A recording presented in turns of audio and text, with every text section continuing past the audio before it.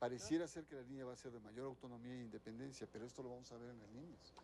Regresamos en la conversión, Bernardo, retomando el hilo de lo que decías sobre el perfil y las características de Adolfo Nicolás y el contraste que se puede ver con Ratzinger, con Benedicto XVI.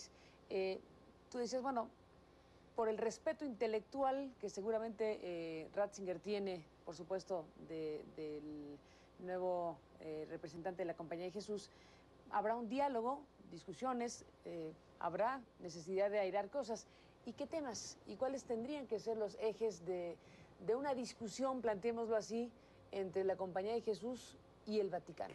Bueno, precisamente en esta Con estos congregación, perfiles tan de alto contraste. claro, en esta congregación, el primer paso ha sido un paso muy positivo, que es digamos, la elección de Nicolás. Pero viene un segundo momento, que es el momento de la verdad, que son las grandes líneas que van a definir los grandes desafíos y los grandes acentos de la Compañía de Jesús en los próximos años. Hay que recordar que estas congregaciones no son periódicas como en otras, sino se dan cada vez que hay que elegir a un nuevo Padre Superior. Entonces son como determinantes. Entonces es muy interesante primero la edad. 71 años significa que si va a repetir la renuncia a los 80, tendrá 9, 10 años que también va a coincidir con el ciclo biológico del Papa Benedicto XVI. O sea, va a haber un cierto paralelismo biológico, lo cual es interesante en términos de puente. Y los grandes temas que hoy los jesuitas están preocupados es evidentemente el tema de la justicia, de migraciones, de nuevas formas de evangelización, de una identidad, digamos, renovada de la propia compañía, las vocaciones que se planteaba, el tema de la formación, es decir, la solidez que ha caracterizado a la compañía, y temas que involucran cuestiones de diálogo con las diferentes culturas en donde es experto. Entonces, no es tanto un choque de trenes entre ambas, pero sí un diálogo complejo, delicado, pero un debate estratégico entre las dos grandes instituciones. ¿Cómo lo ves tú, Luis? Bueno, hay algo muy importante que en estas cuestiones, pero que es la cuestión de los pobres. Y la cuestión de, que lo decía el padre Nicolás, como diciendo, me importa mucho todas las naciones, pero estoy entendiendo como la nación más importante, la de los pobres. Y eso yo creo que tiene poca aceptación, no aceptación, sino poca atención en el Vaticano. No sé qué vaya a pasar, porque yo también tengo la impresión de que el Benedicto XVI es una persona que intelectual pues de la Iglesia, fue profesor de teología antes de ser funcionario en el Vaticano, y que también con la tradición europea tiene respeto por la tradición jesuítica.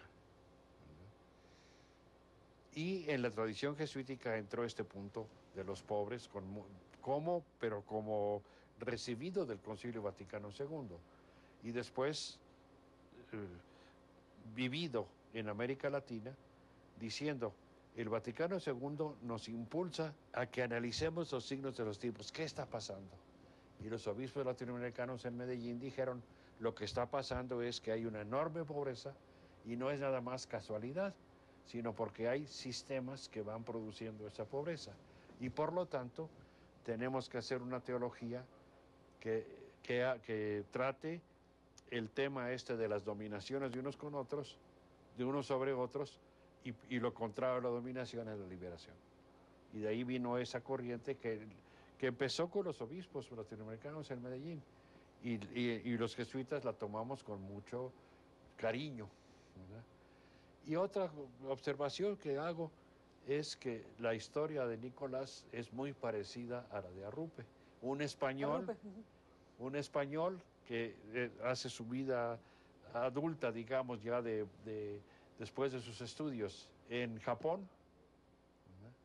El padre Arrupe no fue superior de todo el grupo de Asia en Manila, como fue Nicolás, y a ese es al que escogen para general. ¿Verdad? Arrupe tuvo muchas tensiones, pero más bien, como decía él, fueron con Juan Pablo II. Y creo que en el fondo eran por esta cuestión de la teología de la liberación. Déjenme hacer una pausa, entramos en la parte final.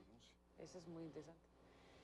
Bueno, nos vamos, Luis. Una última frase sobre este anuncio.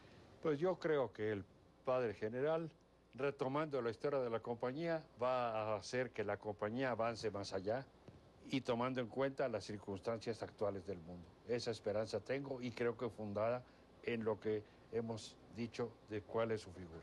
Bernardo.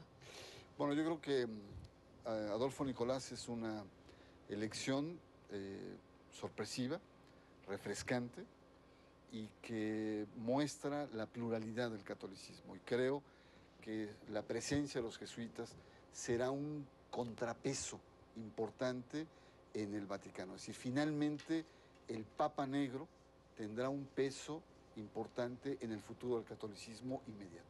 Pues ahí está. Muchísimas gracias a los dos que nos acompañaron esta noche para conversar sobre esta llegada como propósito general de la Compañía de Jesús de Adolfo Nicolás. Gracias, Luis, por estar aquí. Gracias, Bernardo, como siempre. Y gracias a usted.